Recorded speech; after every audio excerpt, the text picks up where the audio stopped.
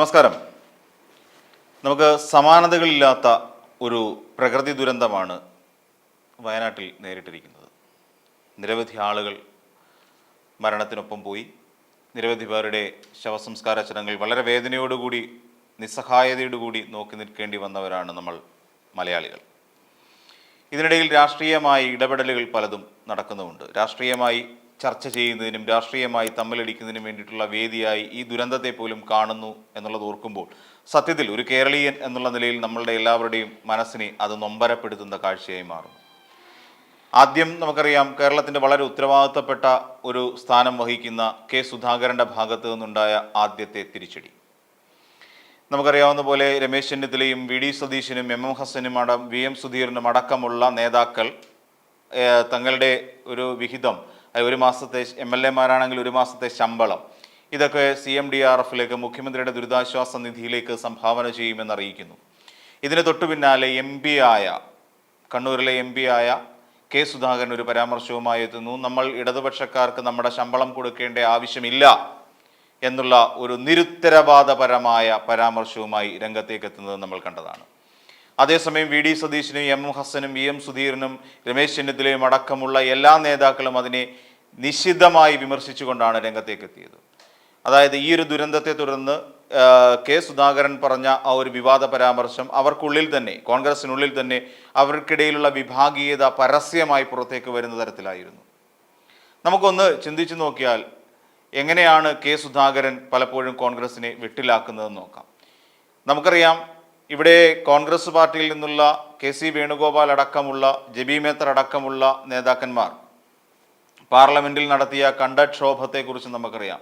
ഈ വയനാട് അനുഭവിക്കുന്ന ഈ ദുരന്തത്തെ നമുക്ക് എങ്ങനെയെങ്കിലും മാറ്റുന്നതിന് കേന്ദ്ര സർക്കാരിൽ നിന്നും കൂടുതൽ സഹായം വാങ്ങിയെടുക്കുന്നതിന് വേണ്ട നടപടികളിലേക്കാണ് ഇവിടുത്തെ കോൺഗ്രസ് നേതാക്കന്മാർ മുന്നിട്ട് പോകുന്നത്. ഇതിനിടയിലാണ് കോൺഗ്രസിൻ്റെ MP അല്ലെങ്കിൽ കണ്ണൂരിൻ്റെ MP ആയിട്ടുള്ള കെ സുധാകരൻ, KPCC അധ്യക്ഷൻ കൂടിയായ അദ്ദേഹം നടത്തിയിട്ടുള്ള പരാമർശങ്ങൾ വളരെയധികം ഈ പാർട്ടിയിലെ ഭിന്നത വ്യക്തമാക്കുന്നതാണ്. ഇത് പലപ്പോഴും ഇപ്പോൾ നമ്മൾ നോക്കിക്കഴിഞ്ഞാൽ ഹൈക്കമാൻഡിന് പോലും തലവേദനയായി മാറിയിരിക്കുന്നു. വയനാട് ആരുടെ മണ്ഡലമാണ് നമുക്കറിയാം, കോൺഗ്രസ് ഭരിക്കുന്ന അല്ലെ കോൺഗ്രസിൻ്റെ മണ്ഡലമാണ്. കഴിഞ്ഞ ലോക്സഭാ തെരഞ്ഞെടുപ്പിൽ നമ്മുടെ രാഹുൽ ഗാന്ധിക്ക് അദ്ദേഹത്തെ വോട്ട് ചെയ്ത് വിജയിപ്പിച്ചവരുള്ള മണ്ഡലമാണ് ഈ വയനാട് മണ്ഡലം. അവിടുത്തെ MP ആയിട്ടാണ് രാഹുൽ ഗാന്ധി ഇപ്പോഴും പ്രതിപക്ഷ നേതൃസ്ഥാനത്ത് ഇരിക്കുന്നത്. ഈ സാഹചര്യം പോലും മനസ്സിലാക്കാതെയാണ് കെ സുധാകരൻ നടത്തിയ ഈ വിവാദ പരാമർശം. എന്നാൽ അതിനെ നിശിതമായി വിമർശിക്കുകയുണ്ടായി. അതിന് പിന്നിൽ മറ്റൊരു രാഷ്ട്രീയമുണ്ട്. കഴിഞ്ഞ കുറേ കാലങ്ങളായി കെ സുധാകരൻ എന്ന് പറയുന്ന നേതാവ് ഇവിടെ കോൺഗ്രസിനെ തൻ്റെ പല പ്രസ്താവനകളിലൂടെയും വെട്ടിലാക്കിക്കൊണ്ടിരിക്കുന്ന ഒരു സാഹചര്യമാണുള്ളത്. അതുകൊണ്ട് തന്നെയാണ് ഇപ്പോൾ ഹൈക്കമാൻഡിന് പോലും കെ സുധാകരൻ തലവേദനയായി മാറുന്നത്. ഒരു ഘട്ടത്തിൽ നമുക്കറിയാവുന്നതുപോലെ കെ സുധാകരനെ സഹായിക്കാനും കെ സുധാകരന് വേണ്ടി നിലകൊള്ളാനുമാണ് ഇവിടുത്തെ ഹൈക്കമാൻഡ് അടക്കമുള്ള മുതിർന്ന AICC-യിലെ നേതാക്കന്മാർ ശ്രമിച്ചതെങ്കിൽ ഇനിയിപ്പോൾ കെ സുധാകരനെ സഹായിക്കാനോ കെ സുധാകരനൊപ്പം നിൽക്കാനോ കഴിയാത്ത ഒരവസ്ഥയിലേക്ക് അവർ പോയി കഴിഞ്ഞു. അതുകൊണ്ട് തന്നെയാണ് ഞാൻ പറഞ്ഞത്, കെ സുധാകരൻ ഹൈക്കമാൻഡിന് പോലും വലിയൊരു തലവേദനയായി മാറിക്കൊണ്ടിരിക്കുന്നു. നമുക്കറിയാവുന്ന പോലെ അദ്ദേഹത്തിൻ്റെ വീട്ടിൽ നിന്ന് കൂടോത്ര സാധനങ്ങളൊക്കെ കണ്ടെത്തി അതിനുശേഷം അദ്ദേഹം നടത്തിയ പല പ്രസ്താവനകളിലൂടെയും ഒപ്പം നിൽക്കുന്ന പല നേതാക്കന്മാരെയും വെട്ടിലാക്കുന്ന തരത്തിലുള്ള പ്രസ്താവനകളും അദ്ദേഹത്തിൻ്റെ ഭാഗത്തു നിന്നുണ്ടായതും നമുക്ക് ഈ അവസരത്തിൽ മറക്കാൻ കഴിയില്ല. അതായത് സ്വന്തം കൂട്ടത്തിലുള്ളവരെ പോലും സ്വന്തം പാർട്ടിയിൽപ്പെട്ടവരെ പോലും നിഷ്കരണം തള്ളിപ്പറയാൻ മടിയില്ലാത്ത ഒരു നേതാവായി കെ സുധാകരൻ അധപ്പതിച്ചു പോയതാണ് ഇതിന് പ്രധാന കാരണം.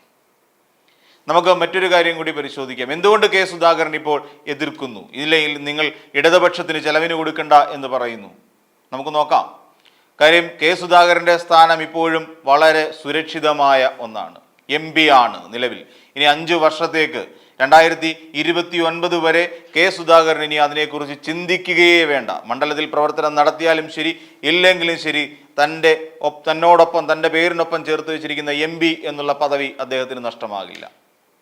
അതേസമയം കേരളത്തിലെ രാഷ്ട്രീയത്തിൽ ഒരു തിരിച്ചുവരവിന് ശ്രമിച്ചുകൊണ്ടിരിക്കുന്ന വി ഡി സതീശനും രമേശ് ചെന്നിത്തലയും എം എം ഹസനും അടക്കമുള്ള നേതാക്കളെ സംബന്ധിച്ചിടത്തോളം കേരളത്തിലെ അവരുടെ നിലനിൽപ്പ് വളരെയേറെ പ്രാധാന്യം അർഹിക്കുന്ന ഒന്നാണ്. അതുകൊണ്ട് തന്നെ കേരളത്തിലെ ജനങ്ങളെ മോശപ്പെടുത്തുന്ന, കേരളത്തിലെ ജനങ്ങൾക്ക് വേണ്ടി നിലകൊള്ളുന്ന സർക്കാരിൻ്റെ സമീപനങ്ങളെ എതിർക്കാൻ ഈ സാഹചര്യത്തിൽ, ഈ ദുരന്തത്തിൻ്റെ സാഹചര്യത്തിൽ വി.ഡി. സതീശനെ കൊണ്ടോ രമേശ് ചെന്നിത്തലയെ കൊണ്ടോ എം ഹസനെ കൊണ്ടോ കഴിയില്ല. കാര്യം നാളെ ഇവിടെ ഒരു തുടർ ഭരണത്തിന് സാധ്യത തെളിഞ്ഞില്ല എങ്കിൽ നാളെ ഭരണത്തിൽ വരേണ്ടത് തീർച്ചയായും ഈ പറയുന്ന നേതാക്കന്മാരൊക്കെ തന്നെയാണ്. അപ്പോൾ അവർക്ക് സർക്കാർ എടുക്കുന്ന എന്ത് നിലപാടും, ജനങ്ങളെ അനുകൂലിച്ചുകൊണ്ടെടുക്കുന്ന എന്ത് നിലപാടിനും അവർക്കൊപ്പം നിന്നേ മതിയാകൂ എന്ന സാഹചര്യമാണുള്ളത്. അതുകൊണ്ട് അവരെ നോക്കി വി.ഡി. സതീശിനെയും രമേശ് ചെന്നിത്തലയും എം ഹസനെയും വി.എം. സുധീറിനെയും ഒക്കെ നോക്കി കൊഞ്ഞനം കുത്തി കാണിക്കാൻ മാത്രമേ ഇനിയിപ്പോൾ നമ്മുടെ കെ സുധാകരനെ കൊണ്ട് കഴിയുകയുള്ളൂ. അതിനുള്ള പ്രാപ്തിയെ ഇപ്പോൾ കെ സുധാകരനുള്ളൂ.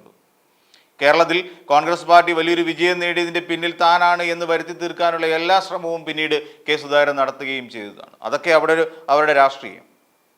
കെ സുധാകരൻ ഇതിനു മുൻപ് RSSന്റെ ശാഖയ്ക്ക് വേണ്ടി ഞാൻ എൻ്റെ കുട്ടികളെ അയച്ചിട്ടുണ്ട്, RSS ശാഖയ്ക്കെതിരെ CPMകാർ അക്രമം അഴിച്ചു വിട്ടപ്പോൾ അതിന് കാവൽ നിൽക്കാൻ വേണ്ടിയാണ് ഞാൻ എൻ്റെ കുട്ടികളെ പറഞ്ഞു വിട്ടത് എന്ന് പറഞ്ഞുകൊണ്ട് ആദ്യമായി RSS അനുകൂലമായ ഒരു പ്രസ്താവന ഇറക്കിയത് കെ സുധാകരനാണ്. നമുക്കറിയാവുന്ന കാര്യമാണ്. അത് തുടർന്ന് വലിയ വിവാദങ്ങളിലേക്ക് പോയി.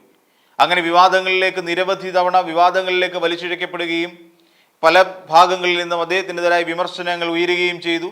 അതിനുശേഷം KPCC അധ്യക്ഷന്റെ കസേരയിൽ ഇരുന്നു കൊണ്ട് പറഞ്ഞു, എനിക്ക് RSSൽ പോകണമെങ്കിൽ മറ്റാരുടെയും അനുവാദം വേണ്ട എന്ന് തറപ്പിച്ചു പറയുകയായിരുന്നു കെ സുധാകരൻ ചെയ്തത്. അതിൻ്റെ അർത്ഥം എന്താണ്? ഇവിടെ പാർട്ടിക്കുള്ളിൽ, കോൺഗ്രസ് പാർട്ടിക്കുള്ളിൽ നിൽക്കുകയും കൂറു മുഴുവൻ അവിടേക്ക് കൊടുത്തുകൊണ്ട്, അല്ലെങ്കിൽ RSS അനുകൂലമായ പ്രസ്താവന ഇറക്കുന്നു. RSS അനുകൂല പ്രസ്താവനയ്ക്കെതിരെ ഇദ്ദേഹത്തെ പോലും, അതായത് ജവഹർലാൽ നെഹ്റുവിനെ പോലും അദ്ദേഹം കുറ്റം പറഞ്ഞിട്ടുണ്ട്. അല്ലെ, ഈ രീതിയിലെല്ലാം പാർട്ടിയെ കരുതേച്ച് കാണിക്കുന്ന ഒരാളായി കെ സുധാകരൻ മാറിക്കഴിഞ്ഞിരിക്കുന്നു. ഈ ഒരു സാഹചര്യത്തിൽ പാർട്ടിയിലെ പടലപ്പിണക്കം ഈ ദുരന്തത്തോടു കൂടി തന്നെ അതിശക്തമായ നിലയിലേക്ക് ഉയർന്നു വന്നിരിക്കുന്നു. രണ്ട് ചേരിയിലായി കഴിഞ്ഞിരിക്കുന്നു കോൺഗ്രസ് പാർട്ടി. ഇതിനിടയിലാണ് ഈ ഒരു ദുരന്തം എത്തിച്ചേരുന്നത്. ഇതിനെ ഒരു വലിയ ദേശീയ ദുരന്തമായി പ്രഖ്യാപിക്കണമെന്ന് ആവശ്യപ്പെട്ടുകൊണ്ടാണ് കോൺഗ്രസിൻ്റെയും CPMൻ്റെയും ഇടതുപക്ഷ എംപിമാരും പാർലമെന്റിലും ലോക്സഭയിലും വാദിച്ചുകൊണ്ടിരിക്കുന്നത്. ഇതിനിടയിലാണ് ഈ രീതിയിൽ കെ സുധാകരൻ്റെ നിരുത്തരവാദപരമായ പ്രസ്താവനകൾ പുറത്തേക്ക് വരുന്നത്.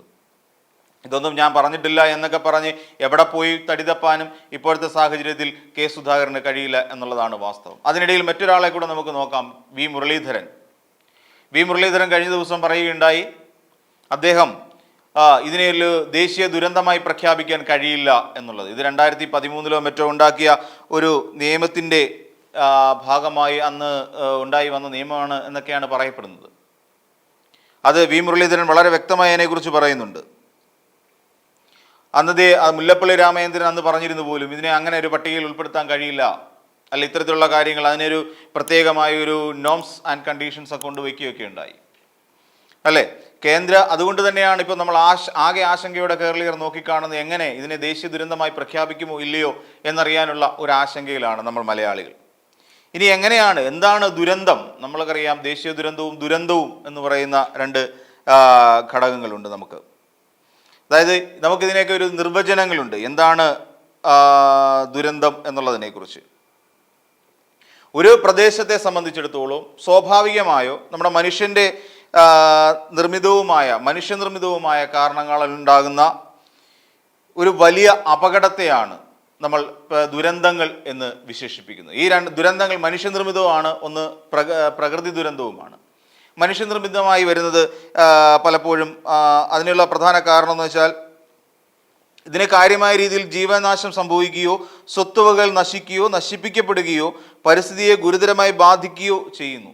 ഈ ദുരന്തം ഓരോന്ന് ഉണ്ടാകുമ്പോൾ നമുക്കറിയാം, നിരവധി ആളുകളുടെ മരണം ഉണ്ടാകുന്നു, സ്വത്തുക്കൾ നശിച്ചു പോകുന്നു, അതുപോലെ അവരുടെ എല്ലാം ഒരു സ്വാഭാവികമായ ജീവിത രീതി നശിക്കുന്നു, അവിടുത്തെ ഒരു പരിസ്ഥിതി തന്നെ നഷ്ടപ്പെടുന്ന ഒരവസ്ഥയിലേക്ക് ഓരോ ദുരന്തങ്ങളും നമ്മളെ കൊണ്ടുചെന്ന് എത്തിക്കുന്നു. അതായത് അതിനകത്ത് വരുന്നത് പ്രകൃതി ദുരന്തങ്ങൾ എന്തൊക്കെയാണ് നോക്കാം. ഭൂകമ്പം വരുന്നു, വെള്ളപ്പൊക്കം ഉണ്ടാകുന്നു, അല്ലെ, മണ്ണിടിച്ചിൽ, ചുഴലിക്കാറ്റ്, സുനാമി, ഉഷ്ണതരംഗം തുടങ്ങിയ ഒരുപാട് ഘടകങ്ങൾ പ്രകൃതി ദുരന്തം എന്ന് പറയുന്ന ഒരു ഇതിലേക്കുണ്ട്. ഇനി മനുഷ്യനിർമ്മിത ദുരന്തങ്ങൾ എന്തൊക്കെയാണ് നമുക്ക് നോക്കാം. ആണവ ജൈവ രാസ സ്വഭാവമുള്ള അപകടങ്ങൾ, വിഷവാതകങ്ങൾ പുറത്തേക്ക് വമിക്കുന്ന അപകടങ്ങൾ, ആണവ റിയാക്ടറുകളിൽ നിന്നുണ്ടാകുന്ന വികിരണങ്ങളിലൂടെ ഉണ്ടാകുന്ന ദുരന്തങ്ങൾ, ഇതൊക്കെ രാസ ദുരന്തങ്ങൾ എന്നുള്ള നിലയിലേക്ക് അല്ലെങ്കിൽ മനുഷ്യനിർമ്മിത ദുരന്തങ്ങളിലേക്ക് പോകുന്നുണ്ട്. അപ്പോൾ വ്യാവസായിക അപകടങ്ങൾ ഉണ്ടാകുന്നുണ്ട്. പലപ്പോഴും ഈ ഷോർട്ട് സർക്യൂട്ടുകളിൽ നിന്നുണ്ടാകുന്ന തീപിടുത്തം, അല്ലെങ്കിൽ കാട്ടുതീ തുടങ്ങിയ അപകടങ്ങളും ഇത്തരത്തിൽ മനുഷ്യനിർമ്മിതമായ അപകടങ്ങൾ, ദുരന്തങ്ങൾ എന്നുള്ള നിലയിലേക്ക് നമുക്ക് കണക്കാക്കാം. എന്നാൽ ഈ ദുരന്തങ്ങളെയെല്ലാം നമുക്ക് ദേശീയ ദുരന്തമായി പരിഗണിക്കാൻ കഴിയുമോ? നമ്മുടെ മനസ്സിലുയർത്തുന്ന ഒരു ചോദ്യം അതാണ്. അത് കഴിഞ്ഞ ദിവസം സുരേഷ് ഗോപി വന്ന് പറഞ്ഞപ്പോഴും അങ്ങനെയാണ്. നമ്മൾ ഇതിൻ്റെ സാധ്യതകൾ പരിശോധിക്കും. ഒരു ടീം അവിടെ നിന്ന് ഇവിടെ വന്നിട്ട് ഇതിനെക്കുറിച്ച് കൃത്യമായ ഒരു എൻക്വയറി നടത്തി അവരൊരു റിപ്പോർട്ട് തയ്യാറാക്കും. ആ റിപ്പോർട്ടിൻ്റെ പിൻബലത്തിലായിരിക്കും ഇതൊരു പ്രകൃതി ദുരന്തം അല്ലെങ്കിൽ ഇതൊരു ദേശീയ ദുരന്തമായി മാറിയിട്ടുണ്ടോ എന്ന് അന്വേഷിക്കുക. എങ്ങനെയാണ് ഇതിന് സത്യം പറഞ്ഞാൽ ഈ ഇത്തരത്തിലുണ്ടാകുന്ന ദുരന്തങ്ങളെ ഒരു ദേശീയ ദുരന്തമായി പ്രഖ്യാപിക്കുന്നതിന് പ്രത്യേകിച്ച് യാതൊരു മാനദണ്ഡങ്ങളും ഇതുവരെയായി വന്നിട്ടില്ല എന്ന് നമുക്ക് മനസ്സിലാക്കാം. അപ്പം അപൂർവമായ തീവ്രതയുള്ളതിനെയാണ് നമ്മൾ ദേശീയ ദുരന്തം എന്ന് വിളിക്കുന്നത്. അപൂർവമായ തീവ്രത എന്ന് പറഞ്ഞാൽ നിരവധി ആളുകളുടെ മരണം, ഒരു പ്രദേശം മുഴുവൻ നശിച്ചു പോകുന്നു തുടങ്ങിയ ഒരു നിരവധി പേരുടെ സ്വത്തുവകൾ നശിച്ചു പോകുന്നു തുടങ്ങിയവയെല്ലാം ഈ പറയുന്ന ഒരു ദേശീയ ദുരന്തമായി എന്നുള്ള നിലയിലേക്ക് കൊണ്ടുവന്ന് എത്തിക്കാൻ കഴിയുന്ന ഒന്നാണ്. അതായത് നമുക്ക് അതിനകത്ത് 2013 ഉത്തരാഖണ്ഡ് വെള്ളപ്പൊക്കത്തെ നമുക്ക് അങ്ങനെ ഇതൊരു ദേശീയ ദുരന്തത്തിൻ്റെ ഒരു വ്യാപ്തിയിൽ നമുക്ക് ഉൾപ്പെടുത്താം.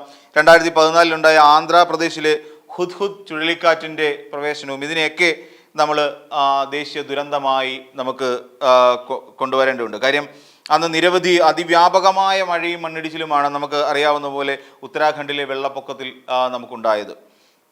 അതുപോലെ നിരവധി ചെറിയ നദികൾ വെള്ളപ്പൊക്കങ്ങൾ ഉണ്ടാക്കി നിരവധി ആയിരക്കണക്കിന് ആളുകൾ അന്ന് ഉത്തരാഖണ്ഡിലുണ്ടായ വെള്ളപ്പൊക്കത്തെ തുടർന്ന് മരിക്കുകയുണ്ടായി. അന്ന് ലക്ഷക്കണക്കിന് ആളുകളുടെ വീടുകൾ നഷ്ടമായ ഒന്നാണ് ഹുദ്ഹുദ് ചുഴലിക്കാറ്റ്. അതായത് 2014 ആന്ധ്രാപ്രദേശിലാണ് ആ ഒരു അപകടം ഉണ്ടാകുന്നത്.